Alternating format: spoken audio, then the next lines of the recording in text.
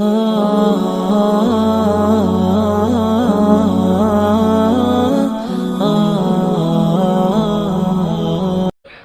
চোখও যদি সুন্দর হতো তাইলে আমরা বুঝতাম মানুষগুলো কত সুন্দর।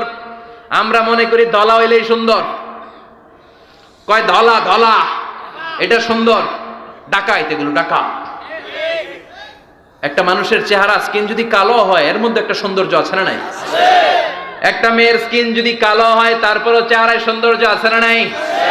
কয় না হুজুর আমার বউ সুন্দর না, কালা কালা। আছে না নাই? তুই ডাকাইত। তুই কি ডাকাইত? একজন মানুষের চেহারা যেরকমই হয় আপনি খেয়াল করে দেখবেন তারপরও তার অবয়বের মধ্যে একটা এক্সট্রা অর্ডিনারিটি আছে, কারোর সাথে কারোটা মিলে না। সুবহানাল্লাহ পড়েন। এজন্য প্রতিদিন স্ত্রীরে বলবেন, স্ত্রী তুমি সুন্দরী, তুমি অনন্যা, তোমার চাইতে সুন্দরী গোটা বিশ্বে কেউ নাই। কইবেন না? মুরব্বীরা কয় না, কইতাম না, আগে কইয়া ফেলাইছি। এগুলো বলবেন, এগুলো বললে স্বামী স্ত্রীর মধ্যে ভালোবাসা বাড়াই দিবে কে? আল্লাহ। আমি প্রায় এগুলো বলি, উৎসাহিত করি যে স্বামী স্ত্রীর মধ্যে যে ভালোবাসাটা এটা পবিত্র, এটা জান্নাতি। এই ভালোবাসা জান্নাতে শুরু হয়েছিল সাইয়েদনা আদম আর হাওয়ার মধ্য দিয়ে। চিল্লায় কোন ঠিক না? স্বামী স্ত্রী দুইজনে একের হাতের সাথে আরেকজনের হাত মিলালে হাতের সগীরা গুনাহ মাফ করে কে? আল্লাহ।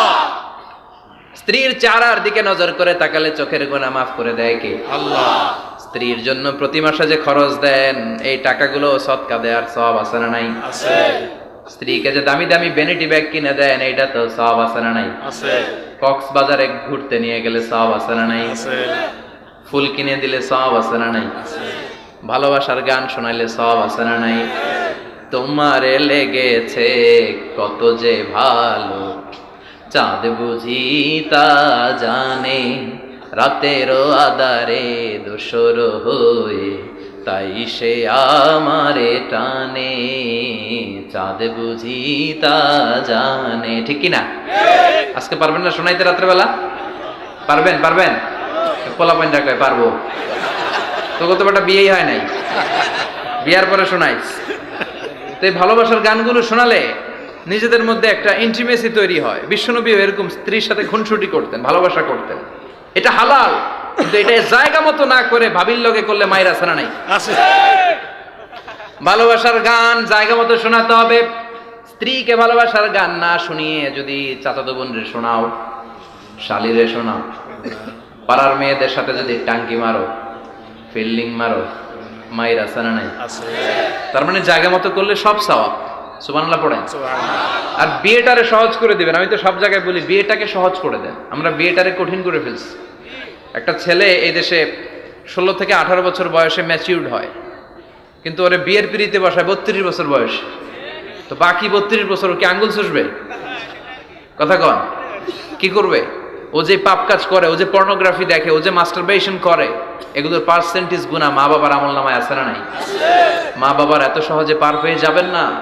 ছেলে মেয়েগুলারে সময় হলে বিয়ে দিয়ে দেন। বিয়ের চেয়ে ভালো কাজ পৃথিবীতে আছে? যেই সমাজে বিয়ের খরচ বেড়ে যায় ওই সমাজে জেনার খরচ কমে যায়। বিয়ে করতে লাগে 10 লাখ, জেনা করতে লাগে 500 টাকা। কথা কন। এজন্য জেনাকে সহজ করবেন না বিয়েকে সহজ করবেন? বিয়ের কথা কইলেই পোলারা কয় তুই নিজের পায়ে দাঁড়া। তো এতদিন ও কার পায়ে দাঁড়াইছে? সহজ করবেন তো? নোয়াখালীর ভাইয়েরা, আল্লাহ তুমি বোঝার তৌফিক দাও।